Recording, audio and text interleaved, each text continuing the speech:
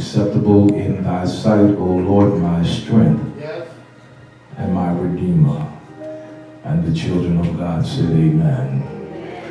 We'll be coming out of the book of Mark, the first chapter. I'm going to read the 40th verse, the 42nd, and the 41st as well. The 40th in the King James rendering says, "And there came a leper to him, preceding him, and kneeling down to him, and saying unto him, If thou wilt, thou canst make me clean. And Jesus, moved with compassion, put forth his hand and touched him, and saith unto him, I will, be thou clean." In the New Living Translation, it reads like this. It says, "A man with leprosy came and kneeled in front of Jesus, begging to be healed. If you are willing, you can heal me and make me clean," he said. Moved with compassion, Jesus reached out and touched him. "I am willing," he said, "be healed." For the next few moments, I would like to speak on the subject, if you are willing, he can. If you are willing, he can. In this first chapter of Mark, we find somewhere earlier that Jesus has come into the house of Peter, and he has healed the mother-in-law of Peter. And after he healed her, she got up and started serving the people. And that evening, people began to bring other people who were sick and filled with demons and to be healed and delivered. And then as the text takes up right before I started reading at that 40th verse, it says, "And Jesus had gone out from the house early in the morning to what the Bible has called a solitary place, and others have called it a place of isolation, to a place to prayer. To pray." That's a very interesting and noteworthy nuance here, because what it suggests to me is that Jesus has released all of his power. He needs to go somewhere and replenish after he has released. It suggests very clearly that he is a man full of divinity, but also of humanity. And that whenever you release power spiritually, you have to restore and replenish yourself humanly. One of the most dangerous things that you can ever do is be after coming from a high spiritual moment and not get somewhere afterwards to restore your spirit. Because one of the greatest times for the devil to get access to your spirit and to get access to your life is after you have been on a spiritual high and do nothing to restore your energy, your vitality, or your strength. Here we find in the text, here is Jesus. He has healed the sick. He has delivered demons, but he still needs to pray. Because I don't care how holy you think you are or how anointed you are. I don't care how powerful you are. You will never lose the need to go somewhere in a solitary area, in an isolated place, and get on your knees and ask the Lord to restore your energy, to restore your soul. Jesus in the text, he goes to an isolated place. And the Bible declares that they go looking for him because they could not find him. And I really don't have time to stay right there like I ought to, but when people can't find you because you are spending time with God, I mean that every now and then people ought not be able to put their hands on you, not because you want to ignore them, not because you don't want to be bothered, not because you're stuck up and sedity, not just because you're trying to get away, but just because you're spending time with God to a place where nobody can find you and can interrupt you. Anybody who cannot understand the necessity for you being by yourself and not knowing where you are is somebody that you don't need in your life. Here in the text, he gets off by himself, and they come looking for him. And in the text declares somewhere around the 36th and the 37th verse that they tell Jesus that the people are looking for you. They tell him they're looking for you. They're excited about you. Man, you've been healing the folk around here. They're looking at you, Jesus. You're an icon around here. You're number one. Everybody wants to see you.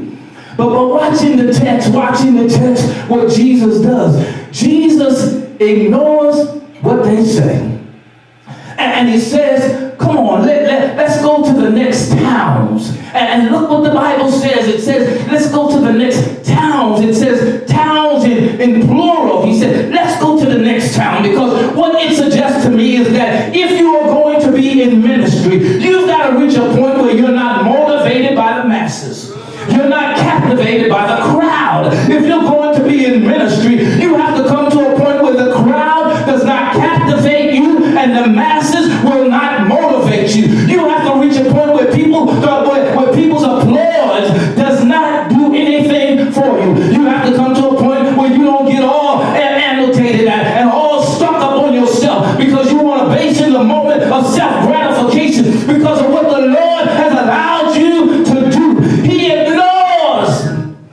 ignores the crowd.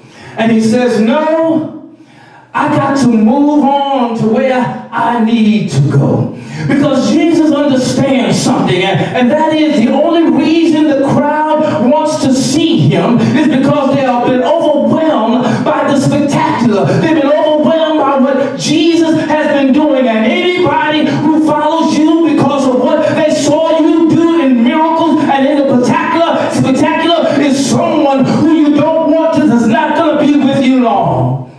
Because the very minute that you do something that's not spectacular or that's not a miracle, they're going to turn on you just as much as they were with you. That's why you can't spend your time lingering over people who pat you on the back and clap you in the face. Don't be fooled by those who are just saying, you're just as smart as so-and-so. Because as soon as you do something that they don't like, or something that they don't want to hear, they're going to talk about you like a dog and slap like they slapped you when you were a star. Jesus understood that the crowd was only motivated by what he had done. They were motivated by the miracles that they had seen. And he knew that if they were only motivated by the miracles, that they really wasn't wrapped up in him.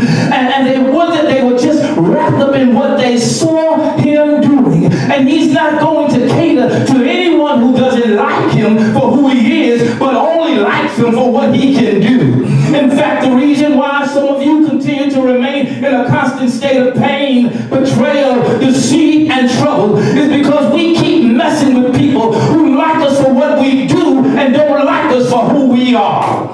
And the reason your life stays messed up and you stay neurotic and you stay insane in the midbrain and you stay crazy is because you keep messing with folk who compliment you on activities to find out any way you want to, and the minute you don't do activities the way they like it, they'll kick you to the curb because they don't like you for what you are, they like you for what you're doing. But when you are liked for who you are,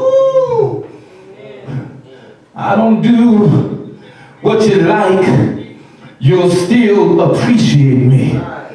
Because though I may not do what you like, you know that whatever I'm doing is for your benefit. And that's how I know that I love God.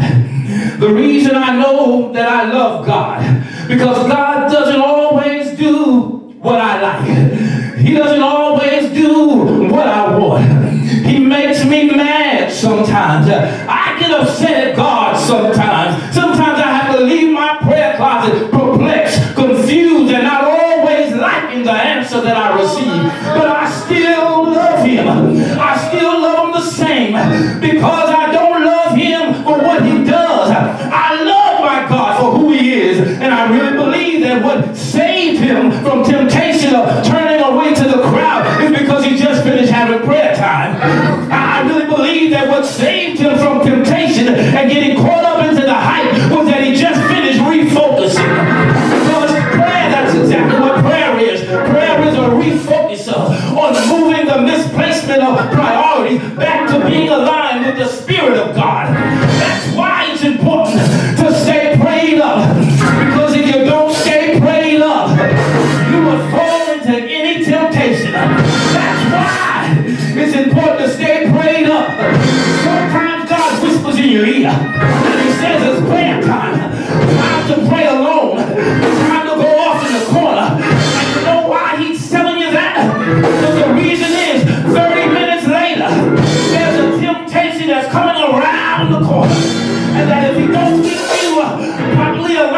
Spirit of God.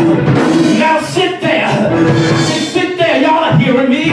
Y'all know about temptation. Temptation is right on your street. Temptation will come up to you in a New York minute. Temptation knows where I live. It knows my name. It knows what I like. It knows what I smell like. It knows how I talk. And some of you look. You know what temptation will do. You know what I'm talking about. Because some of you can testify. Preacher, if it hadn't been for prayer, when that temptation came around the corner, the devil would have had me. So Jesus has been in prayer. And because he's been in prayer, he is not moved or motivated by the masses. He's not pulled into the crowd. He's not thrilled by the temptation because Jesus is grounded. That's why he says, let's go to the next town because I need to preach. I need to heal. I need to deliver. That's my purpose. My purpose is not to tickle people's ears. My purpose is not to make people like me. My purpose is not to get caught up in the crowd. My purpose is not to have people on my back, to pat me on my back. But my purpose is to preach the gospel. You see, I am discovering as I get closer to that 60th year of living, and in my 16th year of preaching, I'm coming down to discover that you have to reach a point where you don't get concerned about the crowd. You can't be motivated by the masses. You've got to keep your eyes on your focus. You've got to keep preaching. You've got to keep teaching. You've got to keep healing. You've got to keep delivering. Because the sign that you are preaching, teaching, and healing is not when the people clap before you. It's not when they pat you on the back. But when they turn on you. Because when they turn on you, that's the sign that you're doing something right. You better be concerned if people like you, if everybody's clapping for you. Because if everybody's clapping for you, that's a sign that the devil ain't busy. And if the devil ain't busy, then it must mean he's already got you. Because the devil isn't after lowering those that he already has. Because if he ain't got you, he's always working on you. And if he's always working on you, there's always somebody in the crowd trying to steal your witness, trying to steal your joy, trying to steal your testimony, trying to steal your preach.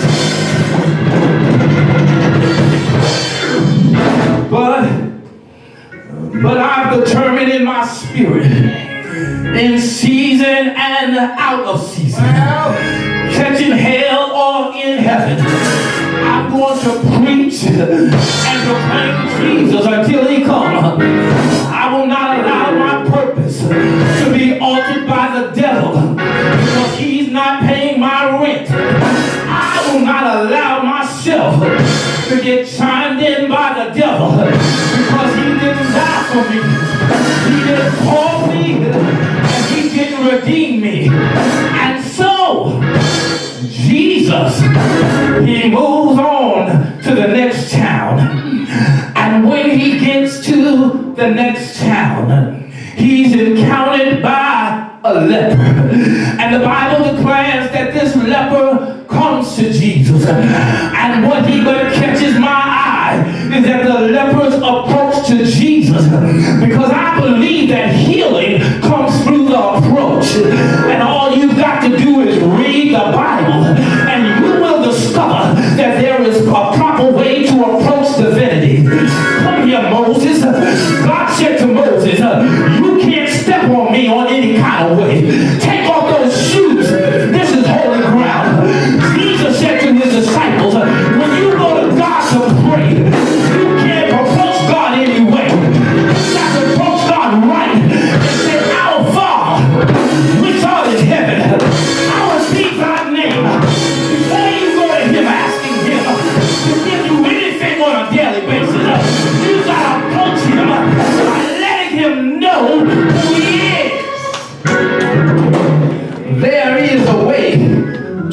approach him. You can't just approach God any kind of way. God ain't your buddy. He ain't your dog. He ain't the man upstairs. You can approach God any kind of way. Yeah, I believe that in being relevant, but I believe there's some reverence to get hip hop with. You can approach God saying, yo God, what's up God? I can approach God that way. I can approach God and say, yo God, it's me.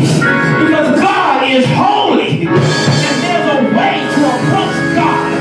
And I believe there's a way to approach divinity. And what I love about the leper is he doesn't come making demands to Jesus.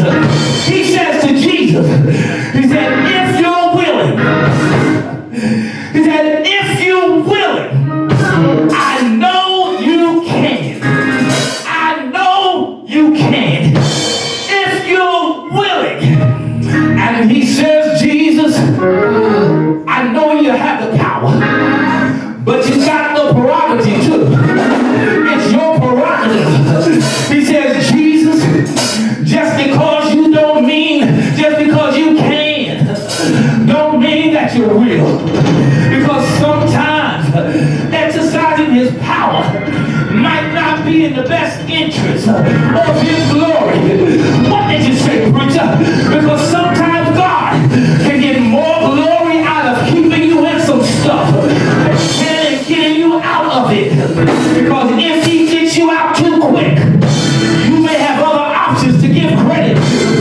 So sometimes it is the best interest of his glory to keep you in it until you exercise every option and do everything that you've done, and there is nobody else that can help you but him.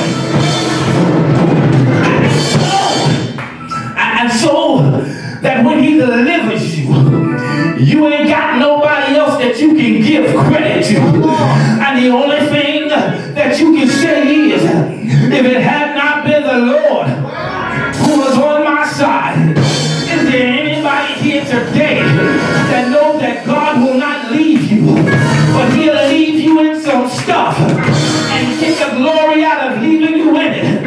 So just when he delivers, you got to tell somebody that it was nobody but the Lord. Now I know that I'm messing with some people's theology, because the Bible says, ask and you shall receive. It says, seek and you shall find. Knock and it shall be open to you. The Bible says that you have not because you ask not. The Bible declares, delight thyself in the Lord, and he shall give thee the desires of thy heart. You see, some of you are frustrated because you've listened and heard some man of God. You heard it on television. He said, just speak it and it will come to you. He said, name it and claim it. He said, slap it and grab it. Call it and hold it. But take note that I believe in the favor of God. I believe in speaking those things that are not as though they were. I believe that God will grant us the desires of our heart.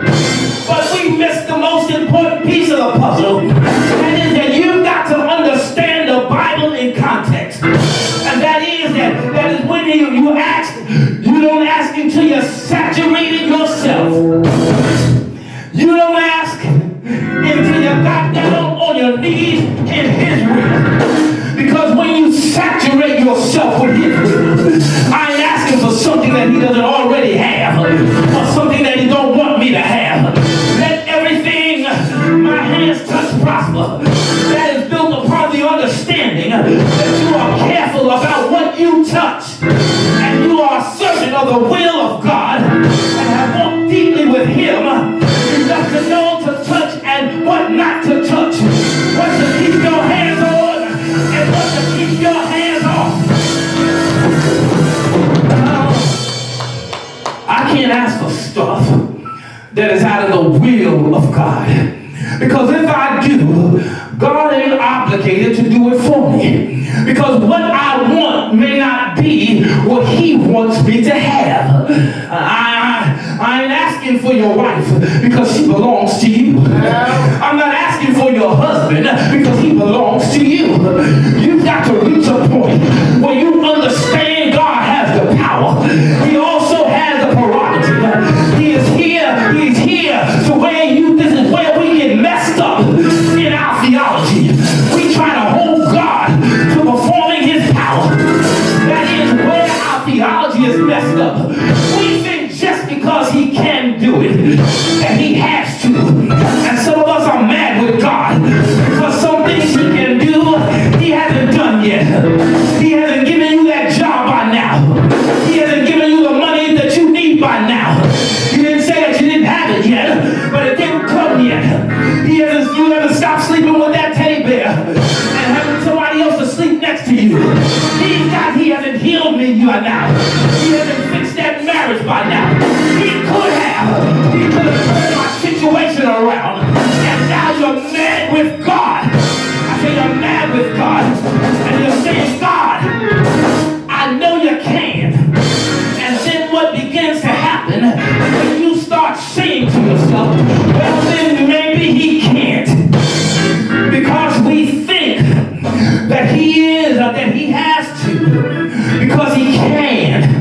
And we want it because he should do it. But you better learn a lesson in theology because he's sovereign. He's the sovereign God. God ain't got to do nothing but be God. He can do what he wants.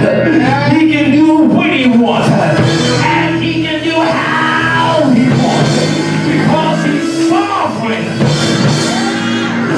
See, I discovered that God is not after pleasing me. He's not after pleasing us. God is after pleasing himself. He's not after pleasing you. He's after pleasing himself. So that sometimes God will leave you. He'll leave you in a situation. He'll leave you waiting.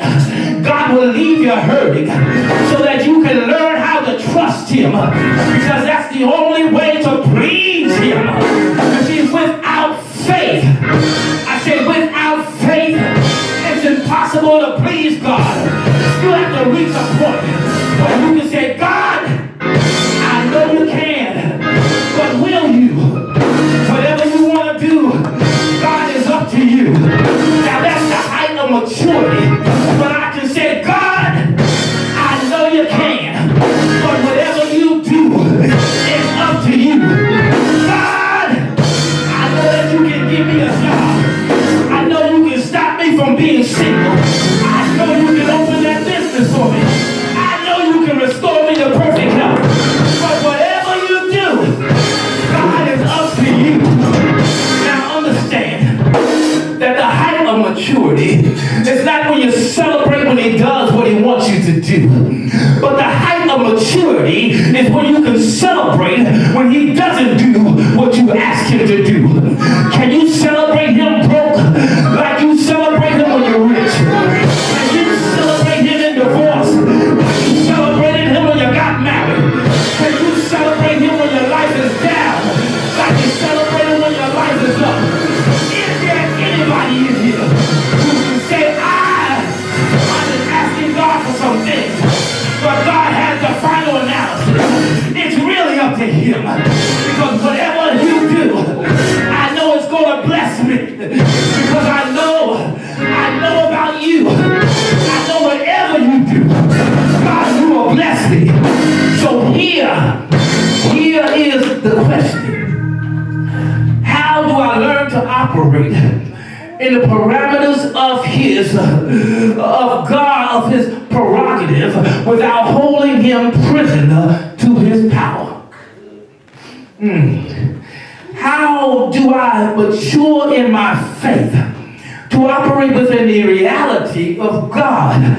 Do whatever you want to do without trying to make you do what you can. If you will make me clean. God's will is not determined by my desire. Just because I want it doesn't mean that God's will it. Just because I think I need it doesn't mean that it's God's will. will, because my want and his will don't always have to walk together. Can I prove it right now, church? Can I prove it? It's been determined that 20% of the congregation all over the world are tithing members. The Lord wants you to tithe, but about 80% of y'all will is not in line with his will. Now, what am I saying? Why is it that you don't mind your will lining up with his will, but you get mad when your will don't line up with what he wants? He wants you to love your neighbor. He wants you to pray for those who despitefully use you. He wants you to stop sleeping around. He wants you to stop gossiping. He wants you to stop lying. Now, you don't mind knowing what he wants, and you're not lining up with what he wants. But then, you got the audacity to get mad with God when he won't line his will up with what you want. What I want, what I will, is not always what he wants. And what I want is not always his will. God's will is not going to be determined by my wants, even when I desire a good thing. Because when we read the text, the brother's desire is a good thing. The Bible says that he wants to be healed. He wants his skin disease of leprosy to be removed. He needs some testimony of some folk who are not being brought out, but they are being kept in. That's the story behind Daniel in the light. That's the story about the 3 Hebrew boys. That's the story about Jesus on the cross. God says that sometimes I don't deliver some folk because I know that they're mature enough to handle and stay in it. And I need their being in it and not losing their mind to be a testimony to somebody who's in it right now. So that person who's in it right now could look at them and say, if they handle it, I can handle it. How many of you have gone through some stuff, but can God say that he kept you in it? He held you in it. And he still protected you. He still contained you. I said he still hold you up. And your testimony now is, I was unemployed, but now I'm employed. I had to take chemo, but now I'm healed. I was down on my luck, now I'm up on my luck. I didn't have a car, but now I got a car. But you know what? I'm blessed. See,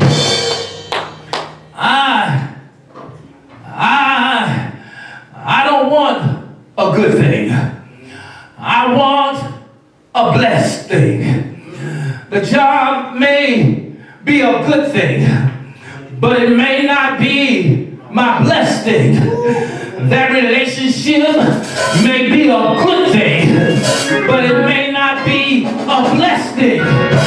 Buying that house may be a good thing, but it may not be a blessed thing. Because a blessing is defined as anything that the Lord gives you.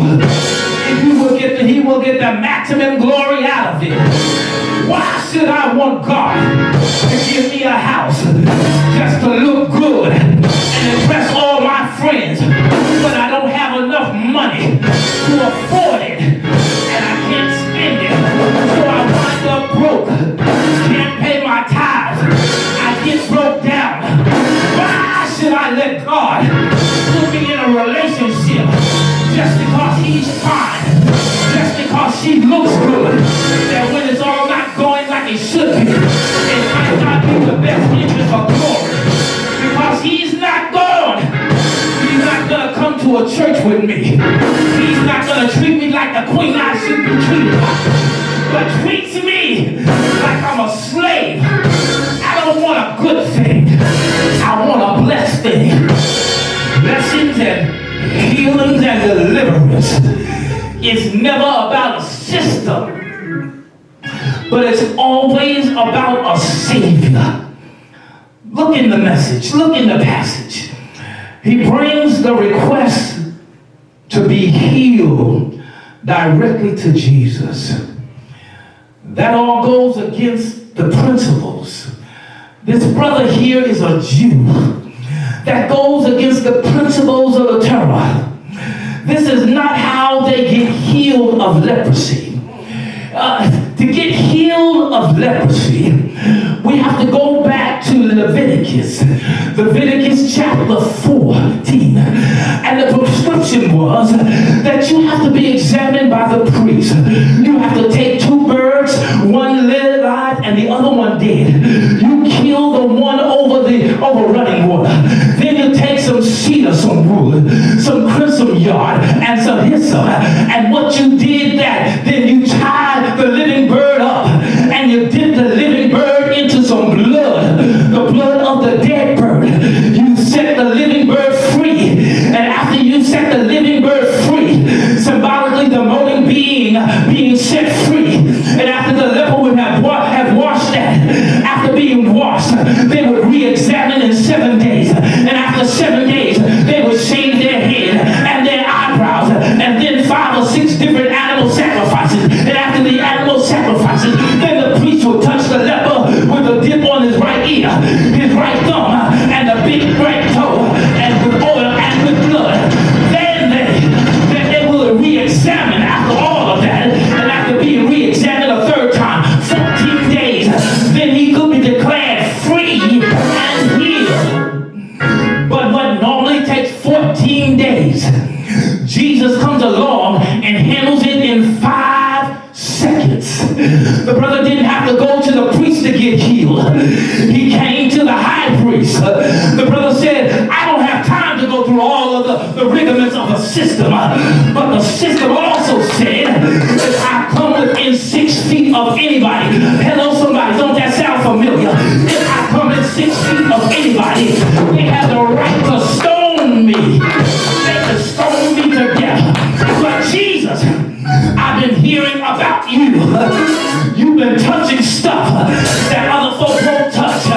You've been healing people that other folk won't heal. I decided to take a chance and see what you can do that the system could not do. Is there anybody in and out there that knows that Jesus will do what the system cannot do? Is there anybody out there who don't have the time to wait on within your system? We don't have some system to get caught in a corner. We don't have a system. We can't follow a system to get caught in a corner 3 times a day. Bark back and forth. Jump up and down. All I need to do is call on the name of Jesus. And why do I need to call on the name of Jesus? Because there's power. There's power in the name of Jesus. There's healing in the name of Jesus. Y'all must go with that name in here. I wish I had somebody who knew about the power of Jesus, who knew that there was power in the name of Jesus. Why do you think that you pray in the name of Jesus? Because you're not doing it to the end, it's not the end of salutation. You're doing that because at the name of Jesus, demons will flee. At the name of Jesus, sickness has to go. Hell has to get out of the way. You better start learning how to call on the name of Jesus. Is there anybody here that knows that they'll call on Jesus? I don't need to go through a Baptist ceremony. I don't need to go through a Kojic ceremony. Episcopalian ritual. I don't need to go through AME Zion or AME. I don't need to go through a Catholic system. The system will fail you. Pastor is booked and the leaders can't be found. You better learn how to lay hands on yourself. Learn how to anoint yourself. Learn how to call out the name of Jesus for yourself. What time better than now? Those that are isolated in your house, those that are quarantined, you gotta learn to put your hands on yourself. You gotta learn how to pray for yourself. Because there's nobody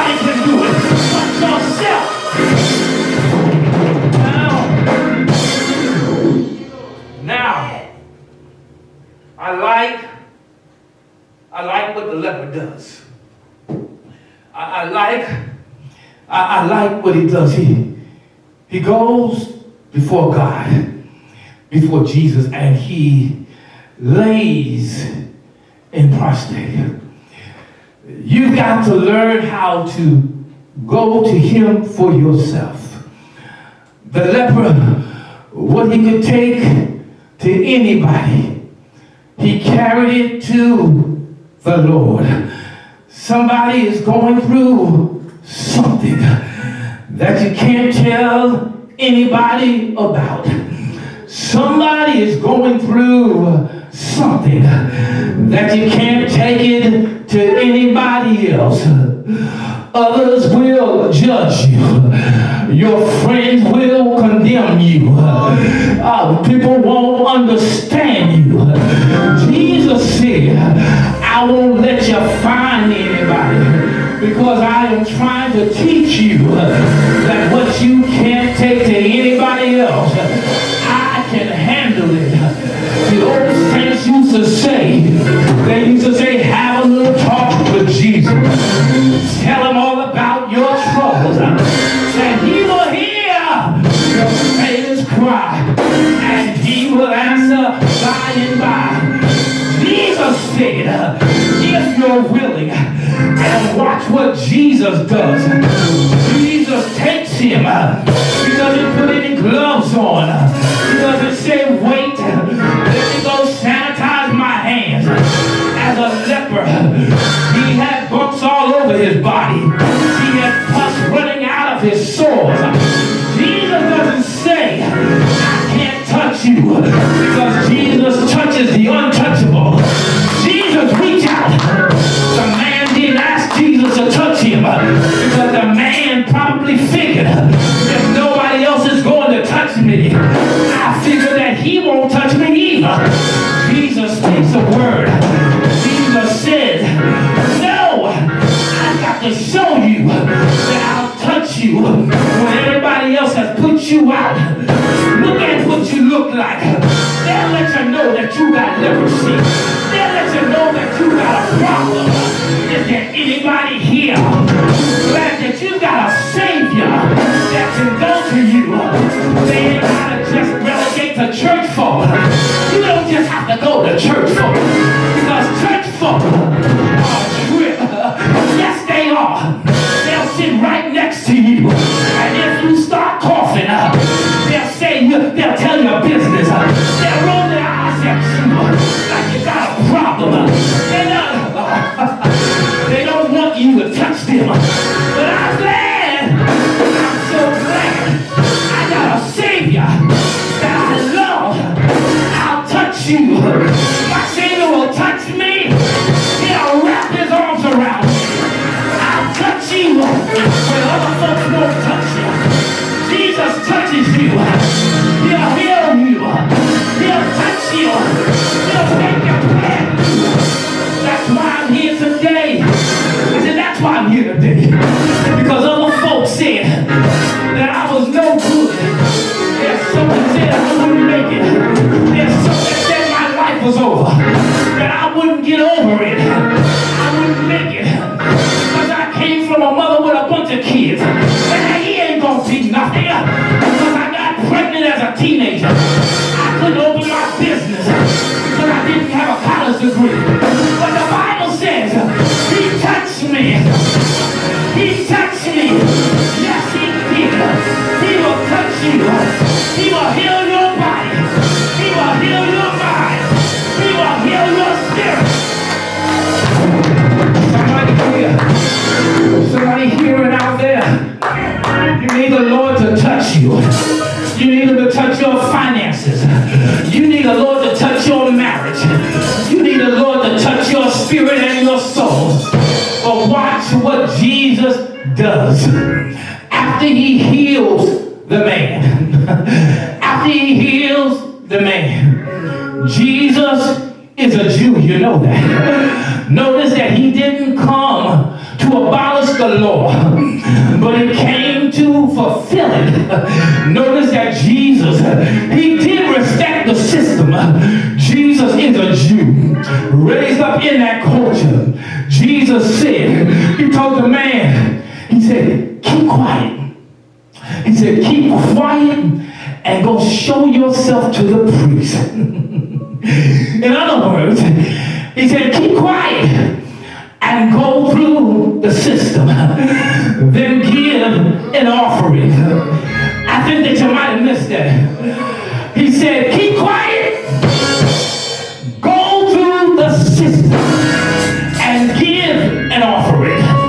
It's right there in the text. Because in the culture, in the Judaic form, the sign that you give and that you gave were that you were healed when you gave an offering. The offering of thanks, because your personal declaration and evidence that you were healed. Some folk are sick and it shows through their giving. If the Bible is correct, if the evidence for my thanks in my healing is my giving, either people aren't healed or some people ain't thankful. Because when I know that Jesus healed me when nobody else could, when I know that Jesus integrated me in a society when everybody kicked me out, my response just ain't in my shout. My response is in my giving. Jesus. Now, Jesus, you know that the first thing that the preacher is going to ask is who healed you? And Jesus put the man in an awkward predicament. This is going to be an upset the system. This is going to upset the system. Even though Jesus didn't come to destroy the system, sometimes he comes to shake the system up and bring a fresh meaning to the system, a new revelation to the system. People thinking it is some method. You've got to change your name to do this. You've got to change your name to do that. But you can be a Baptist and experience a move of God. You can be a Baptist and be slain in the spirit, because Jesus can step into a system and bring new meaning inside the system. But it's up to him. It's up to him, but it's also up to you. Because verse 41 is very significant. It says that Jesus was moved with compassion. Now, I know that we are here a little longer today. I know that I'm preaching a little longer today because most of the members are home watching us via Facebook. And they can lay down and rest while they're listening if you can. But verse 41 says that Jesus was moved with compassion. And that word implies that he was pushed into action that he really didn't want to do. He was trying to move on. Look at the text. He was trying to move on. Not anything against the leper, but something happened that forcibly stopped Jesus. What moved Jesus, I believe that it wasn't just the request. I believe that it was the fact that the brother also did his part. I believe what stopped Jesus was the lengths that the man went through just to get to Jesus. The man broke all kinds of rules. Lepers lived on a colony outside the city. You didn't just come arbitrarily into the city.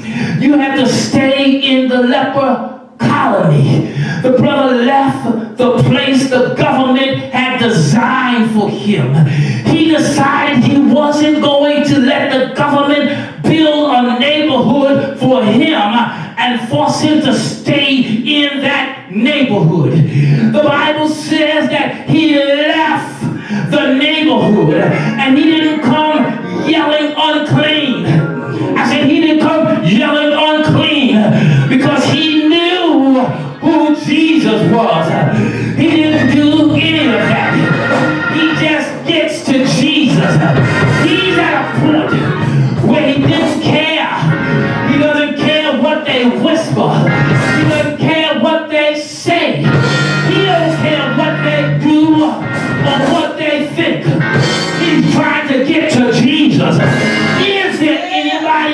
here who doesn't care what people think. You don't care what people say. You don't care what people do. Healing so much. You just got to get to Jesus. You got to get your blessing. You got to get your healing. You got to get your deliverance. I'm looking for somebody who is sick and tired of being sick and tired. You're ready to break some rules. I'm about to bust a move. I'm about to jump up and down. I'm about to go to the altar. But I need Jesus like I never needed him before. But that is not what got me. That's not what got me. What got me is that it says that when he got there, look at the text. When he got there, he got on his knees. He got in a position of worship. Y'all missed that. I hope y'all didn't miss that out there. Now bear in mind that he doesn't know how it's going to turn out yet. But he comes to Jesus and he gets in the position of worship. He doesn't know what the Lord is going to do. Do you want to move? Want Jesus to move? You got to learn how to worship him. Even when you don't know what he's going to do. You've got to learn how to worship him. When you don't know how it's going to turn out. Has anybody worship him? You can worship him with 6 feet. You can worship him when you got money in the bank. You can worship him when your marriage is on target. You can worship him when your children are acting right. But can you worship him when it isn't going your way? But he is still worthy of all the honor and praise. Can anybody in here give God the praise? And I tell you, I know how it's going to happen. When I surrender into him. When they healed the leper. When he healed the leper. You know, they gave them a certificate. When the lepers were healed, they got a certificate.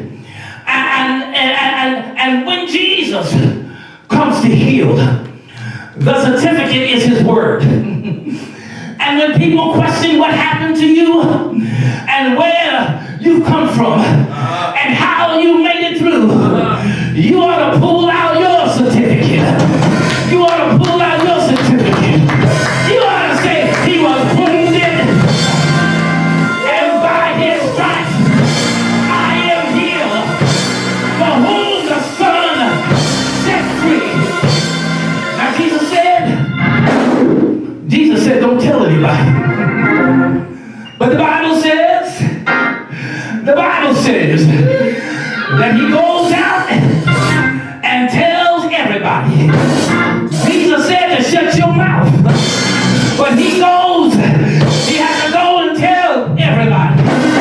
Is there anybody here who can look back over your life and say, I ain't going to tell nobody, but I just can't keep it to myself.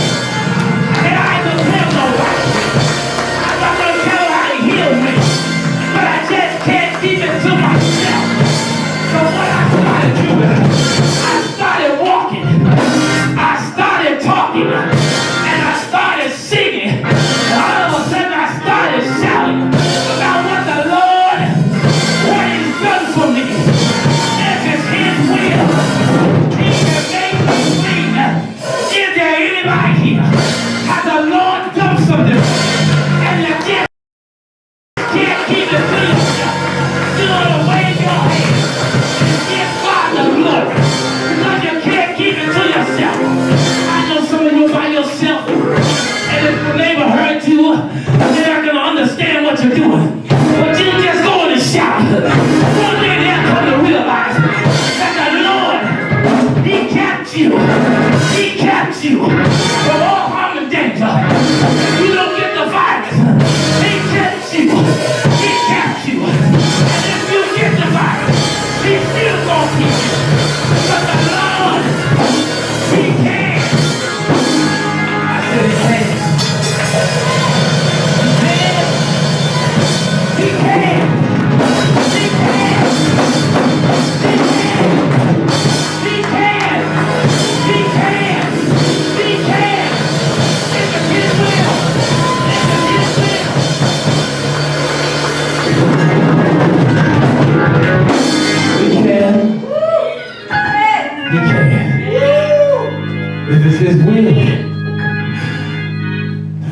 nobody put you in a box.